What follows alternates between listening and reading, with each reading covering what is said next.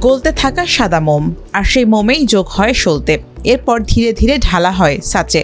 কয়েক মুহূর্তের মধ্যেই তরল পদার্থ রূপ নেয় মোমবাতিতে। ছোট্ট এই আলোর পেছনে লুকিয়ে আছে নিখুঁত হাতের কাজ।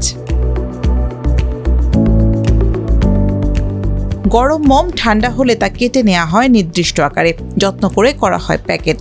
এরপর বিভিন্ন জেলায় পাইকারদের হাত ধরে তা পৌঁছে যায় দেশের নানান প্রান্তে। চট্টগ্রামের চাকতাই এলাকার সরু গলির ভেতরে এমন ছোট ছোট কারখানায় প্রতিদিন তৈরি হয় হাজার হাজার মোমবাতি। এগুলো শুধু আলো জ্বালানোর উপকরণ নয়, এই শিল্পের উপর নির্ভর করে হাজারো শ্রমিকের জীবিকা। গলাইতে হয়, আগুনের মধ্যে দিতে হয়, ড্যাবের মধ্যে দিতে হয়, ওখান থেকে গলায় আনতে হয়। এখানে আনি তো অনেক গরমটার বাইরে একটু ঠান্ডা করতে হয়, ঠান্ডা করে তারপর মেশিনের মধ্যে ডালতে হয়। উৎপাদনকারীরা বলছেন, মোমবাতি তৈরির মূল উপকরণ আসে রাশিয়া, ইন্দোনেশিয়া ও চীন থেকে। প্রতিটি কারখানায় ছোট বড় ও মাঝারি মিলিয়ে প্রতিদিন গড়ে 2,500 থেকে 3,000 মোমবাতি তৈরি করা হয়, যার দাম 1 টাকা থেকে শুরু করে 1,000 টাকা পর্যন্ত।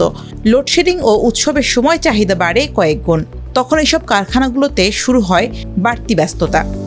এখান থেকে সব জায়গায় মানুষের মাল নিয়ে নেই, সব জায়গাতে তো নেই। ঢাকাও যায়, সিলেট যায়, ফেনী যায়, নোয়াখালী, কুমিল্লা, অনেক জায়গায় মাল যায়। বড় বড় যদি অর্ডার হয় মাল বানাই দিই। কোনো মাসে ধরেন 5 লাখ টাকা হয়, কোনো মাসে 10 লাখ টাকা হয়, কোনো মাসে 2 লাখ টাকা হয়।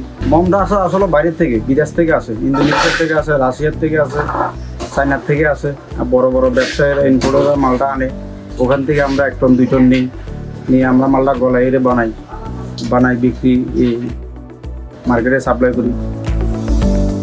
একটি মোমবাতি দাম হয়তো খুব বেশি নয়, কিন্তু এর পেছনে জড়িয়ে আছে আমদানি নির্ভর কাঁচামাল, শ্রম আর সময়।